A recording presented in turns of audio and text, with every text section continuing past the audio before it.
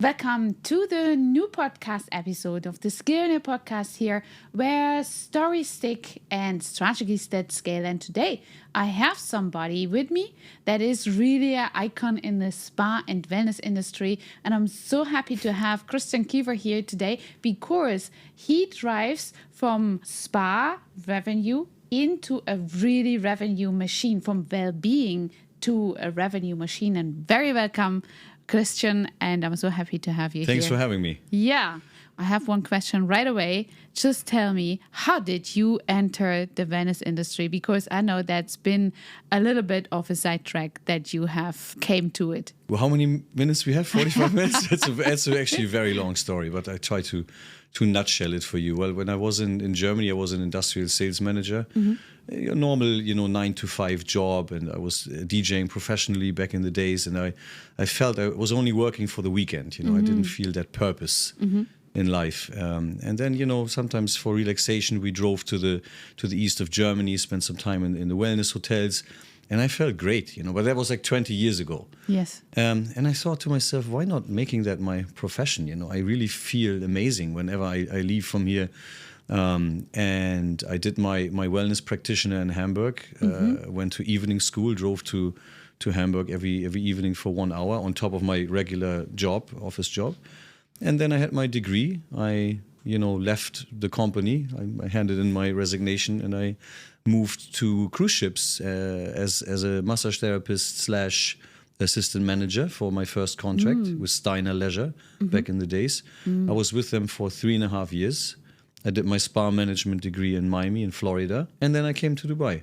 Wow. That was really a nutshell version. Normally I take like an hour to tell that story. But very good for that nutshell. Then we can move on.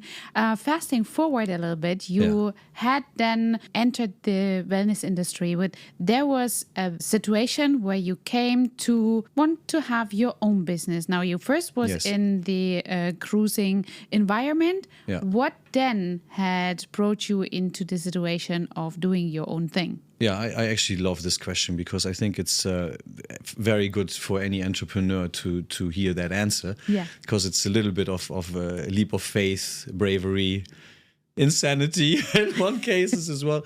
But no, for me it was this way. I was starting with Emaar as a spa manager. That was when the Burj Khalifa Foundation was laid, so it was a very long time ago.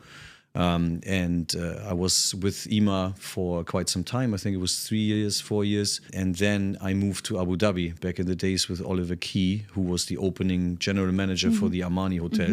And then he moved as a GM, opening GM to the St. Regis. I opened the St. Regis Nation Towers. I remember that. I was still with Starwood. And then I was area director for Starwood for the Middle East for some time. And then they wanted me to open up the Hub Talk complex, which is where La Perle is located right now, which was a very, very big construction site. Yeah. And I had already been through 2 pre-openings at that time, and I did a lot of work for group level. And I was thinking to myself, oh God, now I have to sit again for 3 years with a helmet on my head and go through construction plans and do this pre-opening. It was of huge dimensions. I just didn't want to do it. And I was thinking to myself, does this really have purpose again to do another lengthy pre-opening? And it was a kind of, a gap in the road, and I had to choose, do I go left and do I go right? And then I thought, maybe I should just do my own thing. I was ready for it, and I think, the time was right, and I had something lined up already, in case something like this would ever happen. Okay. And then I was very lucky to be, supported by Sheikh Rashid, which is ruling family of Ajman. Yes. Actually, his wife, one of his 4 wives, Sheikha Kaula Al Nayan, she used to come to my spas, and she was always very happy. And we opened up that project together to create the first hospitality wellness brand in the region, which was supported by Ajman ruling family, and that was then opened in the Retreat M Gallery on the Palm. Yes, and I know created that one. Yes, that was the first. That's the mothership. That was how everything started. We had a lot of backlash from Accor back in the days because obviously this is normally supposed to be a soul spa, as it is a Sofitel. However, with the support of the ruling family and the owning company support, we managed 8 years ago. Actually, we just had our 8 years anniversary. Wow, congratulations. I think it was last week we had the big celebration. Yeah. We managed to break that, stereotype and opened up the first hospitality wellness center within a hotel. Not only that, we were able to rename the hotel, which is also unique. Normally it would have to be an M gallery, but we named it The Retreat. Yes. So we managed to be the first hotel in the region that is facilitating retreats. And that's when Raya was born as my first brainchild. And from there onwards, obviously, there was a bigger journey. Yeah. I was actually in preparation of this interview diving into the timeline of the retreat, and I was just finding all these corporate touch points, and I was thinking how he did that. Yeah. And very good, insightful to see that you even collaborate and be supported by the ruler's family. It only outlines actually how big is the position of wellness and the whole industry here in the Middle East. I think it has a totally different status as somewhere in Europe, maybe not as in US. I think it's even a little bit bigger in US, but here in Middle East, I think it's a bit more stable, visible, actually included in the culture, isn't it? Yeah, I mean, if you go back 8 years ago, that was not necessarily the case. There was a lot of vision, but there was not really the hunger for wellness. And also, I believe that back in the days, just Dubai wasn't ready for it. There was a lot of lack of education. And I think that has been obviously ironed out by force, as we all know. I think COVID really, really helped everybody to realize, that there is the need for connection. There is the need for going back to basics. There is the need for, connecting with your family, with your inner self, with your inner child, with your, spiritual world. It's really, everything is wellness, and it's all connected. That's why the terminology of wellness is very, very vast and confusing for many. Because if I ask what is wellness for you, or I may ask somebody else, I will get completely different answers. Different answers, yeah. However, it is on the vision board for the future of Dubai to make wellness a pillar of society. Yes. And we are definitely on that driving force of making that happen. But it requires a lot of support from the government. Obviously now, just October, I've been to 4 conferences and it's continuing on now with Dubai Active Industry this weekend, and it's just a lot going on, and that's good for me to see. Because back then that was not the case. There was nothing. Yeah. Right. So we have knocked on a lot of doors, and now that wellness movement is here to stay. Yeah. As everybody knows, my background from the beauty industry, when you know me from 5 years ago, before I even came to Dubai, I had a lot of 30-some years in the beauty and wellness industry on my shoulders, and a lot of people they wanted to be really sucking onto your brain.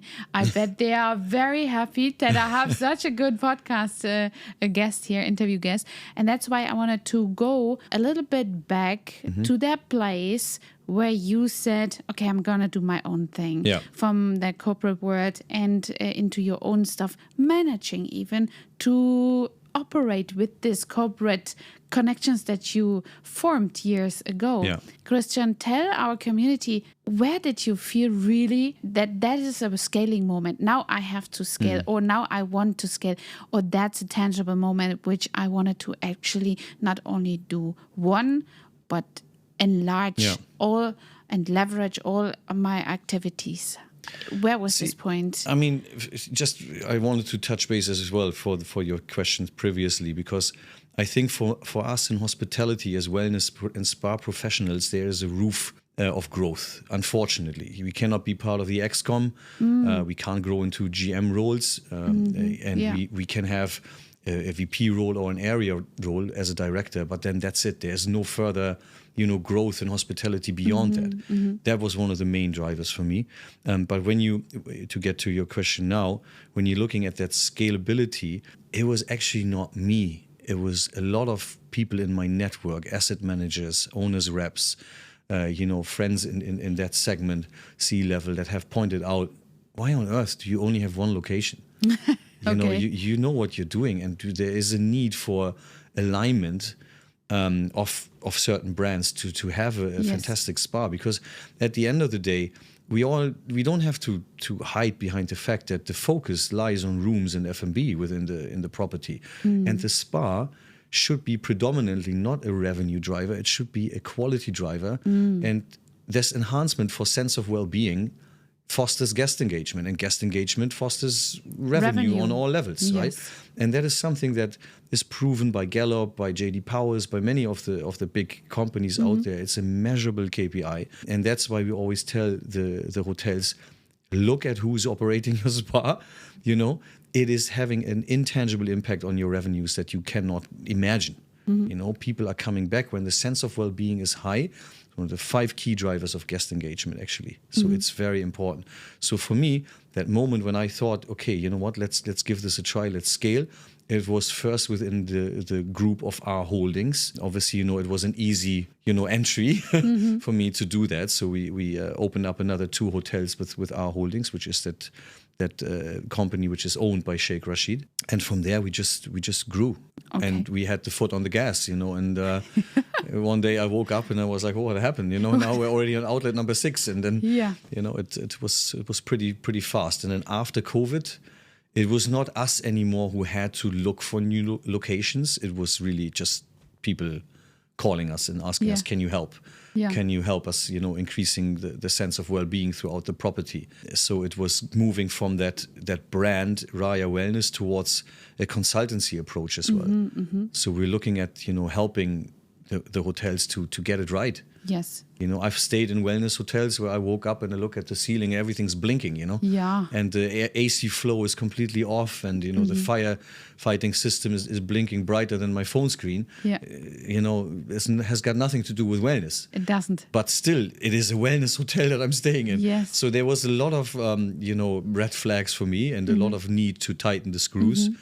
And it's just something that I don't see as work also. Yeah. I think every entrepreneur who is successful would say the same. Yeah.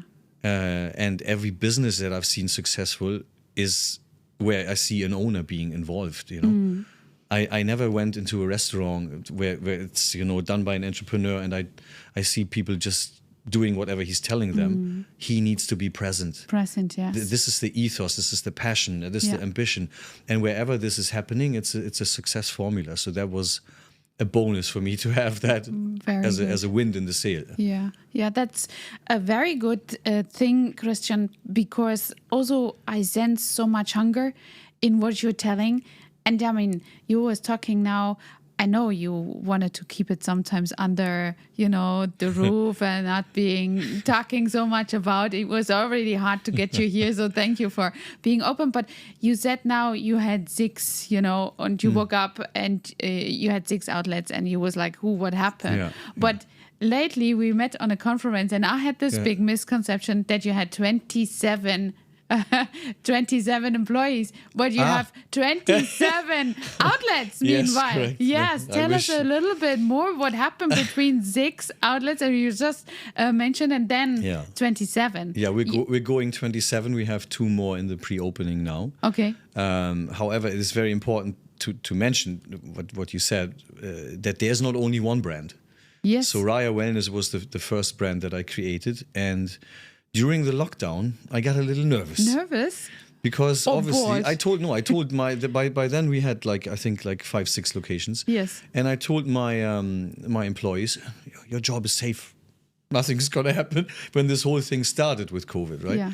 And then the first month went down, the second month, the third month, the fourth month, the fifth month. And I think in the 5th month, I already did not sleep anymore because I had a significant amount of people on my payroll. I had to pay provisions to the hotels. I had only costs, you know, lots of rent still going on. And even though there was a lowered, you know, force majeure from certain properties, but still we had a lot of costs. And the spa sector started to disappear because the workforce just was gone. Yeah. You know, I saw people terminating 90% of their workforce left and right. I did not let go of a single therapist. And that was such a smart thing. I know, because that's what I did in my spa back in the days as well. Yeah, it was a huge risk. Yeah. It was a huge risk. But then during COVID, what I did was I was bored. I lined myself up for something else. And I created a retreat travel brand to Bali, which was called Wellbeing's Holistic Healing. Wow. So we had an investor secured who invested into a 12-bedroom villa in Bali. And I wanted to run retreats all year round to that villa, which was branded with Wellbeings. And it was all beautiful. It was an amazing setup. The numbers looked great. It was a no-brainer. And then, COVID was stretching so much. And if you remember, or your listeners maybe remember, Bali was hit the worst. It was just stretching and stretching. And eventually my investor was like, Chris, come on. I'm opting out. This island is kaput. Yeah.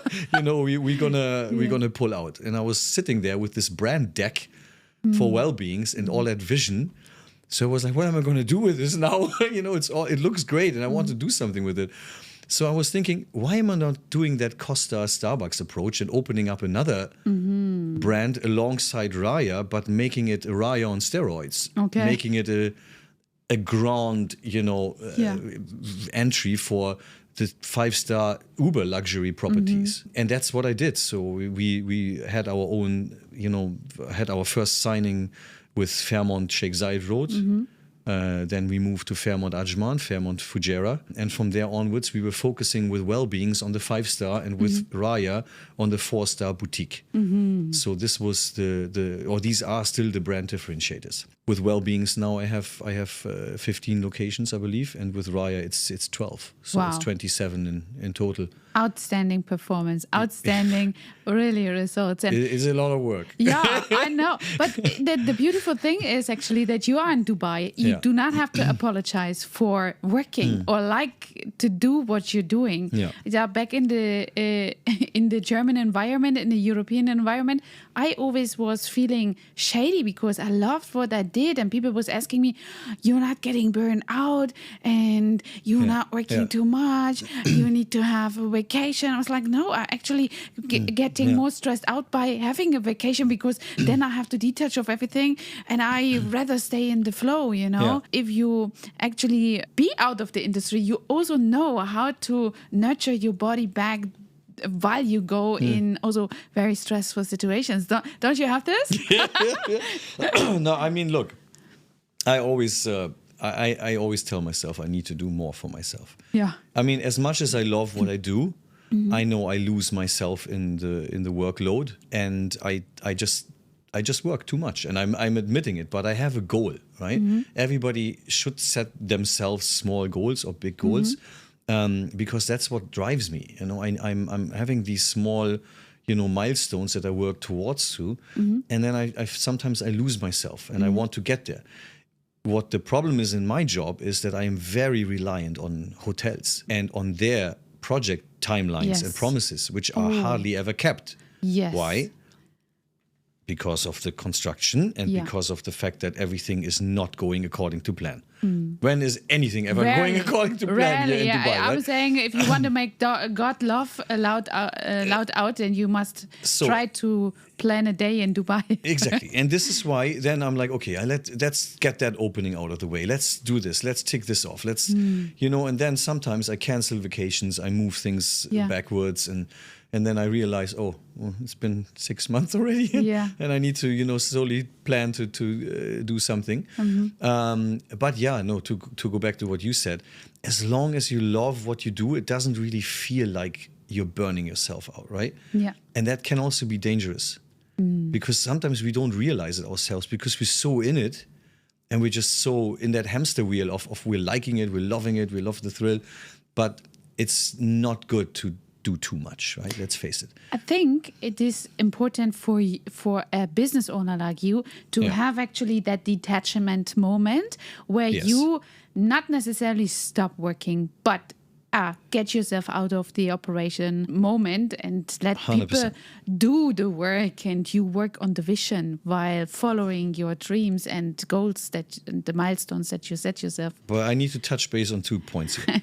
One thing is you need to know what is your battery in life. So that's also something that many people forgot. Okay. Connect with your inner child, right? What was it that you love to do when you were a kid? It sounds stupid to many, but this is exactly how it is. For me, it's nature. If as soon as I, go into nature and I immerse myself and I switch off my phone and I go on nature walks and go biking and go fishing and whatever not, I recharge like this. It's impossible to top that in terms of my battery levels or relationships, right? Or anything what you see as a battery in your life. You need to identify this. The other thing that you said is people. In order for you to have less workload, you need to have the right people under you. Yeah. And you do not have to be, sad or shy away from making decisions, letting people go. Exactly. Do not drag a long wait and surround yourself with people who resonate on your frequency and who can execute. Yeah. Because if you do not have that, or you have that 50% or 60% engagement, and today is like this and today is like that, you're in for a bad ride. Yes, that is a big point of leverage, actually, to have the right people and to create a good team, create good teams around the project that you have. I always justify myself if I wanted to let somebody go and there's a emotional too much attachment, then that I will not hold this person hostage, because it's not about me. It's not about them letting them go or them losing the job. It's about them getting a new ability of finding another place where they can perform better, isn't it? So it has to be a fast decision. Yeah, it's also a generation thing. Huh? No offense. Okay. But I really see a huge shift in people's attitudes, people's loyalty levels, people's mindsets. And I remember, back in the days when I came to Dubai so many years ago, like, what is it, 18 years ago or what? We loved what we did in terms of brand engagement. We were proud to work for St. Regis. We were proud to work for the Palace, the Old Town, whatever. And we thought 10 times, are we really going to take that day off? And are we really, okay, I go to work with a headache. And, it's just not there anymore. It's just, we have the feeling that there is a grass is greener on the other side mentality. Always, yeah. People come with offer letters left, right, and center. I mean, we still manage to keep people very happy because we do a lot for our employees. But I just see that mentality has shifted. And that is difficult. And we see it not only from us, we see it from everywhere. Everywhere, yeah. And it's becoming more and more difficult to keep the stuff for longer because they just have this mindset. I know a lot of employees as well. They will sugarcoat this and they will say, "No, our staff is so happy. We do so much for them. I'm not buying it." I know a lot of companies who does that, and the reality in our 3D world is just totally different. You nailed it on that. Christian, let me ask you a little bit back again to that tangible moment where you start creating spot after spot and implementation in the hotels farther and farther. Now, you have a first step of working with St. Regis or Fairmont, for example. Was it a very hard opportunity or a very hard work, basically, to make your client aware of the problem that he has? Because sometimes it is so hard to convince somebody to get your service implemented by them sugarcoating everything, thinking they don't even have a problem and they don't see the chances in a collaboration that you bring in and the benefits that your work has.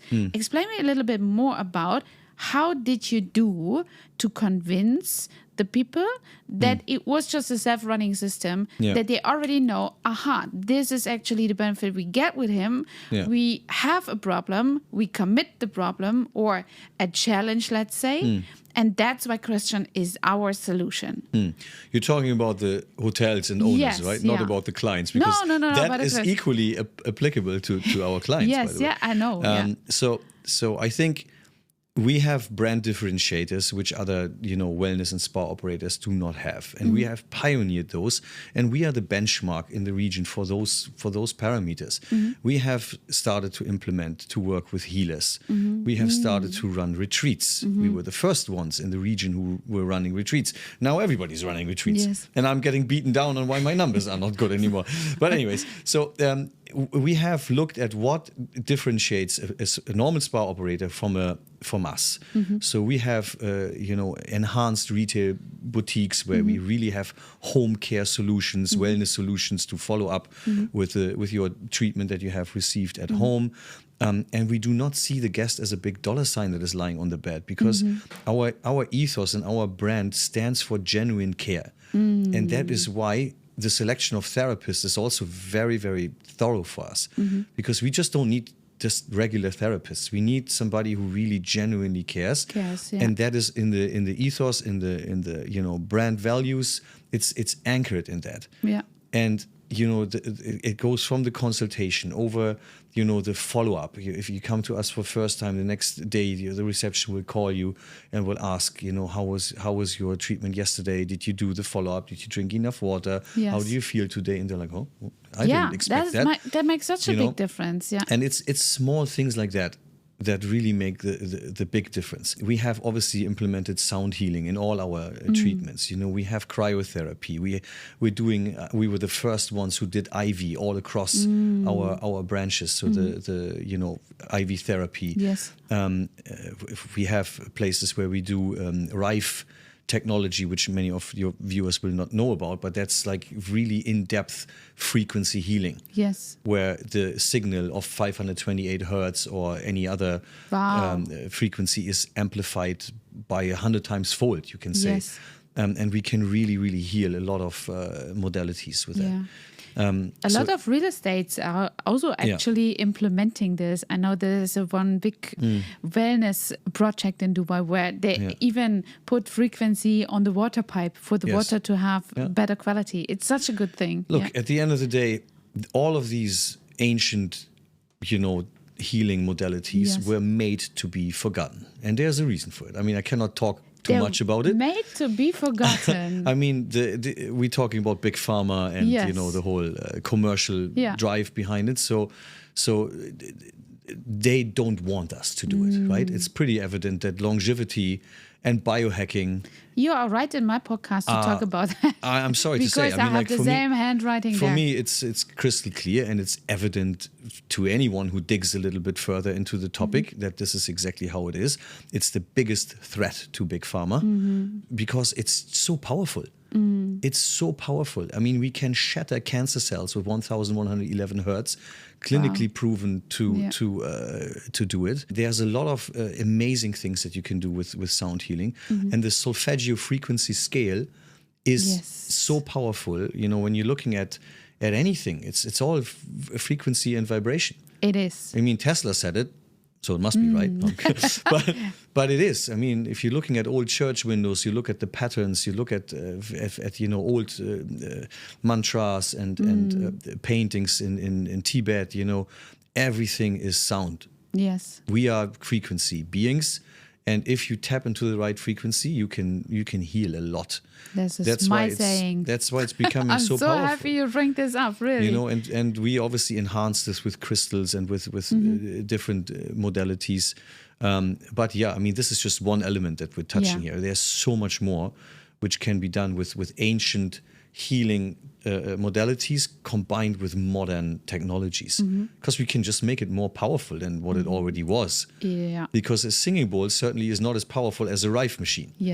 Right. So it's amazing stuff. Can take all of these advantages that we have now, technology, into the systems and bring even 100% better results. And food has vibration. Right. So I always say, if the less ingredients you have in a food, the better. If a food has a marketing agency behind it, then something is wrong. So if I have to market my food, there are too many ingredients. Then there's a commercial drive behind it. So something is off, right? If it takes you 21 days to raise a chicken nowadays, it's doesn't sound right. It doesn't sound right. So yes. you have to just be very cautious of these things. Yes. But the more you learn to connect with these educational elements, you will not stop. It's like going down the rabbit hole, but it's like leveled. So you go down one ladder, you have a level. You go down the next ladder, you have a level, but you cannot get back up. Yeah, if you want step out of the matrix, then it's, that knowledge is there to stay, and it's amazing. Tell me a little bit about that ladder down in this rabbit hole, because I know it has something also to do with scalability. I know it also has something to do with scalability. So I wanted to know, now you have well-being, customer journey, how to treat them, a little of these enhanced technologies that you implement out of ancient techniques and all of this knowledge that means to be forgotten. But tell me something, if I'm going now to a retreat or to a hotel and I'm looking of how is the spa and the spa is lacking, I mean, half good maybe, okay? And I find a little bit, but then a lot of people are going to leave their home base in a retreat, in a spa, in a hotel, and you cannot find any kind of medical orientated beauty treatments, skin enhancements, and all of these things. Why is that so? I need to just let that sink in. So you mean you cannot find these treatment modalities in a normal spa setting? In a normal spa, there is rarely something that is going on with machines. There's only maybe other medical treatments that you have, but that you wanted to have, because sometimes you have a little downtime coming with a treatment that you wanted to have. It's good to have that in the environment of a hotel, ergo in the spa, ergo with this shelter, so you look young and refreshed when you're coming back. But this is never, it's always detached from this medical aspect. Why is that so? This is exactly what we're fighting, we're not fighting, what we're arguing with the government about, right? Because there is that necessity to drive wellness forward. However, there's a lot of roadblocks on the legal side. And it's all down to the licensing. There's a lot of gray zones, there's a lot of don'ts and very few do's. And it's all structured. However, it's very, very clearly, it's like a compartment almost. It's very compartmentalized. And it's not something where we say we would love to have everything under one roof, you know, because it's not possible. You know, you cannot have a medical approach mixed with a holistic spa approach because it's two different licenses, right? So it's very difficult to get that over the line. It can be done with a lot of wasta and a lot of, a lot of time, but you don't have that, you know, that luxury of having to wait for a year of approvals and resubmissions and building completion certificates that have to be amended and all of this stuff. It's very difficult. Just to have that clinic element, there's so many changes that have to be made. And we've just been going through that exercise. It's horrendous, to do that. And it's possible, but it's a very lengthy process. And very, very time consuming. And there's a lot of pitfalls. So that's why you will not find, medical treatments in a normal spa and wellness setting. We would love to do it, but as soon as we do anything invasive, there's the clipboard will come out with a little fine. Yeah. So, however, the government is doing a fantastic job for everybody to be able to, set foot and for everybody to open up trade license with ease. However, in our industry, it's complicated and there's a lot of gray zones. And these gray zones need to be, marked down. And I hope that it's going to be easier in the future. And I've seen already in some cases that they're easing up. I mean, like I remember we had this gentleman at the conference from the Banya in Blue Waters. They already have somehow managed to get a license where they can facilitate a community type of gathering within a sauna type of setting, which is fantastic. That never existed before. I was very pleased to hear that. So they can go with a group into the sauna environment, male and female. It's moving forward. It's not moving as fast as you want it have to hoped be. for it. Yeah. Okay. Yeah. Very good. So let our community please to know what are your 5 key points of what you would give somebody as an advice to scale. in generally. Doesn't matter what are the 5 points for you for somebody to scale. I think you need to be unique and better than everybody else. In what you do. And if you tell yourself that, and if you are convinced that you've ticked every box to say, my concept is unique, and I'm better than you, and I'm better than you, okay, go ahead. Then secondly, have your funding right and your financial capacity overseen in a way that you are not leaning yourself too far out of the window. Because if you scale, you better have the backup, you know, because again, like we just discussed, there can be pitfalls with licensing. There can be issues that you are, like COVID, we saw it all. And who was able to have your employees 5 months on the payroll? That would be very extreme force majeure, right? Yeah, but still it can is. happen. Yeah. You never know. Yeah. But you should definitely be ready to have a pillow, a contingency, a financial contingency that backs you up. Partner with people who know what they're doing and do not have the ego to say, I can do this all myself. You know, when I say partner, I don't mean put them on your license or whatever not, but get advice. And do not shy away from getting support. I had mentors. Everybody has mentors. I'm still in touch with these people, like Trent Mundai, for example. Is an amazing gentleman that I met over Steiner Leisure. Who I always picked his brain. He still picks my brain nowadays. Okay. You know, so it's beautiful to have that connection to a mentor. And I think it's very important to keep your ego at the door. You know, when it comes to scalability. Exactly. And for feasibility studies. You need to know the market. You need to know what you're up against. You need to know your competitors. You need to, find a way to maneuver. How I see Dubai as a chessboard. I literally tell this story many times. You need to know how to move your figurines around, and you need to know how your competitors are moving. And you need to know what is their next move or what could be their next move on the chessboard. So you're not setting yourself up for failure there, right? And I think last but not least, I think I touched base on that already, take time for yourself and do not burn yourself out, because especially when you start to scale the business, you will work harder and more than you've ever worked in your entire life, because this is your make or break. And when you have that guerrilla approach of greed is a very dangerous place from where to view the world. So if you have opportunities on the table, do not just like a machine gun go for the next best. Make strategic business decisions and pace yourself, because your attention span will be cut in half every time you do something new. Yes. And you will be finding yourself at a scenario where you will be saying to yourself, damn, I bit off more than I can chew. Yeah. And now I have a problem because I wanted this location, or I wanted to scale here, and I wanted to do this, but how?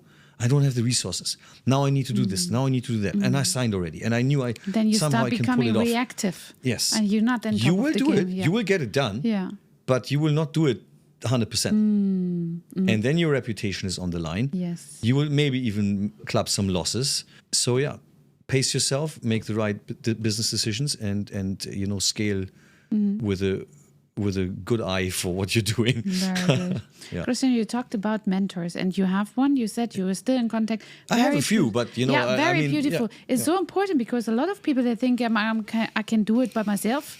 I'm always saying you cannot see your own shadow by yourself. That's literally not possible. And especially in a situation where you scale, like you scale, it is also important to talk to the right people, because, I mean, no offense to anybody, but they need to be able to walk a mile in your shoes in order to understand what you actually have a question of. Sometimes I find myself, if I don't have anybody to talk anymore, I am totally in the wrong room. And that's a point where I'm getting out and try to be creative with who I can talk. How do you do this? Do you you reflect yourself like that, or does your mentors reflect yourself, or do you have also some mentors who out-mentored you, or you out-mentored them? So how does it go? I would not name them, but yes, definitely that was the case. Of course, yeah. Of course. I mean, like if it's like the Olympics, right? Yes. You learn from the best, but maybe you're going to be better than them one day. Exactly. And they would appreciate that probably, right? Hopefully. Yeah. But I think, no Olympic winner of a gold medal has done it themselves. Nobody. Exactly. Yeah. Take Such the a big classic misconception of people, I find, don't you think? Absolutely. Yeah. But there, again, it's the ego, right? And that differentiates a successful entrepreneur from an entrepreneur who might not make it as far. Because many entrepreneurs that I have met, they have big egos and they think they know it all. Yes. But that's not the case. And you need to get support and you need to look left and you need to look right. In my industry, the beauty of it was that our industry was very small. Remember that. When look like 10, 15 years ago, the wellness industry was very small. Yeah. Now it's huge, a multi-billion, $60 billion industry. And that does not include wellness real estate and all the others. We're just talking about the beauty sector and the wellness spa sector on the floor. But I think everybody needs good mentors. And also, even if it's mentors that you're not having direct access to, for me, for example, people like Jordan Peterson, who I admire, or others, that I follow, and I sometimes attended their appearances, and I went to certain forums. Just give yourself that leverage by growing, and adapting to certain management styles and mindsets that these leaders portray. Nothing wrong with it. Yeah, exactly. Yeah, Christian, I have another question that I ask actually every Skillionaire that I have on the podcast. We're talking about the professional life, which goes a lot into your private life. Yeah. Coming to the private life, it is crucially important out of my point of view who you have as a partner with you in this journey to actually be able to scale. Because nobody in my world can win a two-side fight and a battle on this field. It always makes either the scalability of your profession to have a shortcome or to make the relationship to have a shortcome. Yeah. So how do you do this to take somebody alongside with you? I don't even know much about your private life, but maybe nobody does. Have And I love it. I mean, I pride myself with the fact that before the podcast started, we spoke about Instagram, right? And how I have like 300 followers on Instagram. And I just keep my private life very, very off the radar. No problem. But how do you manage to take them along with your journey of growth? Because it's not only about, getting the time that you don't have for a person, but it's also the mindset that you are developing as a scaler, as a skillionaire. To be an entrepreneur on this scale that you are, it's the most spiritual thing that you could be. You always have to have trust in every aspect of life. But how do you take this person in the private life along with your journey? Yeah, I think it requires, somebody very strong, obviously. And I always take that example from the US presidents, right? Look at their first ladies. Nobody would have made it this far if they would not have had a strong partner by their side. It's the yin and yang. It's the support system. And it's, again, like what I said earlier, that battery. You need to know what your batteries are.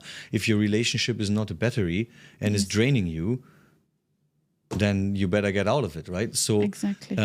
You carry your partner the way they carry you. And sometimes she needs support, sometimes I need support, and this is how it is.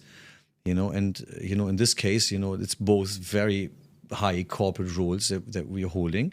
So it's a give and take, And there is not a lot of time.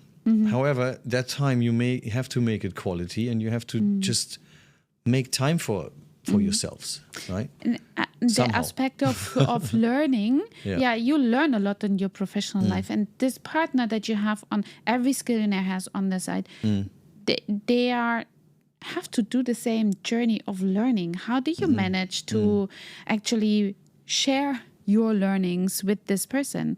Are you going together on trainings? Are you married? Sorry to say. Sometimes silence is gold.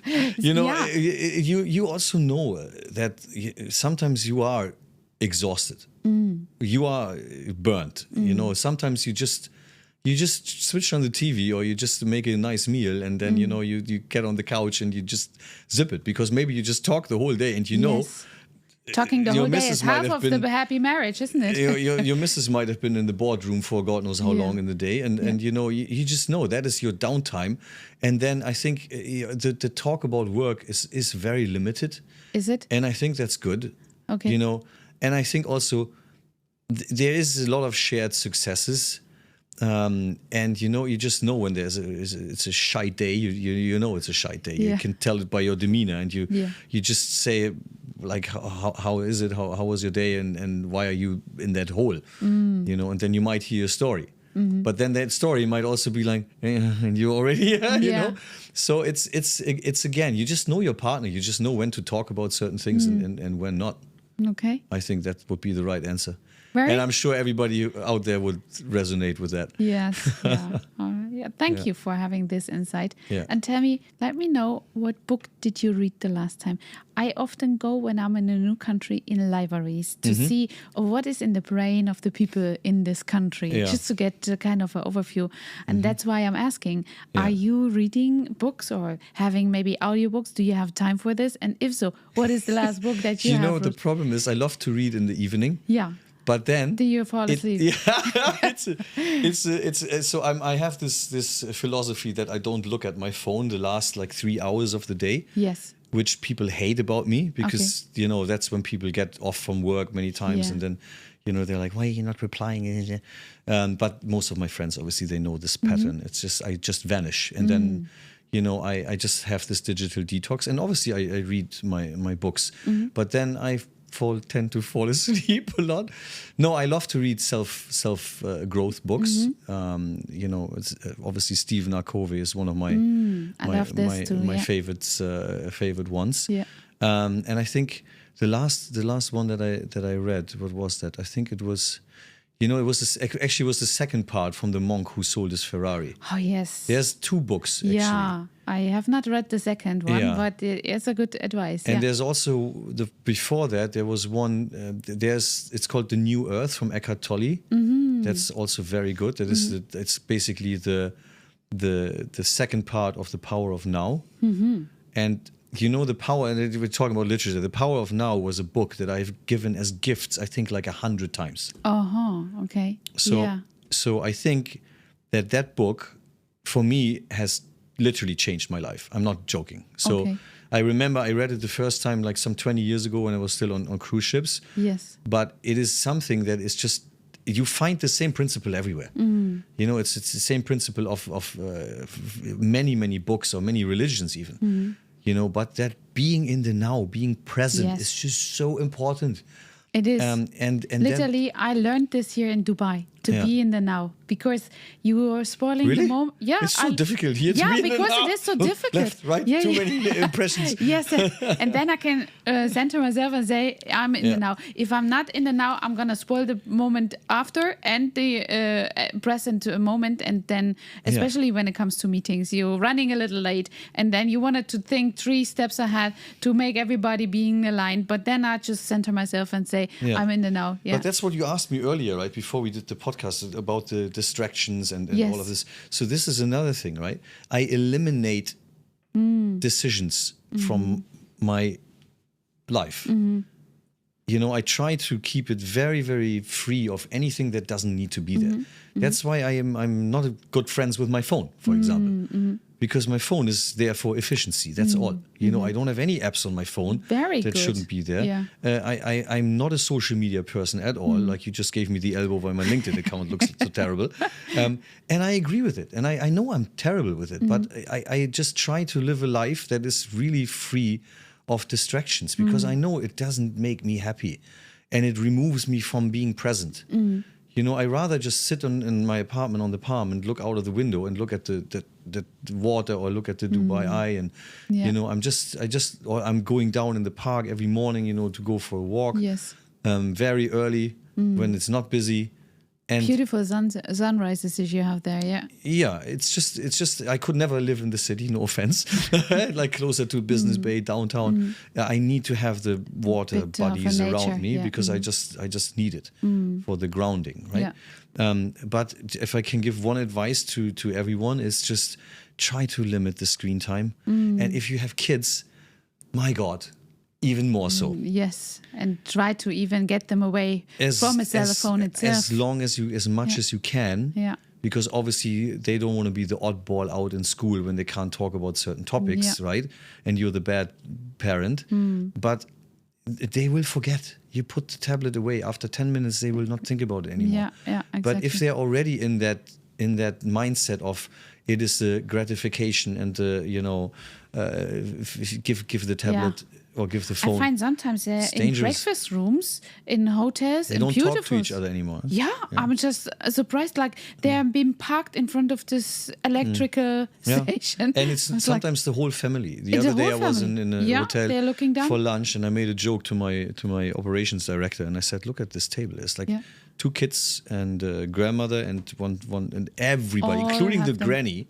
Yeah. They were all on their devices for a long time. Yeah. Nobody said a word. And I feel, again, it's a little bit of a conspiracy, but it's all also done by design, right? It is. The more distraction there is, the less we ask questions, the more we are, we get detached. having our and head down. family is getting detached from each other. And that's the first point where you can enter in the strongest part of the society is the family, isn't it? Use technology whenever you need it.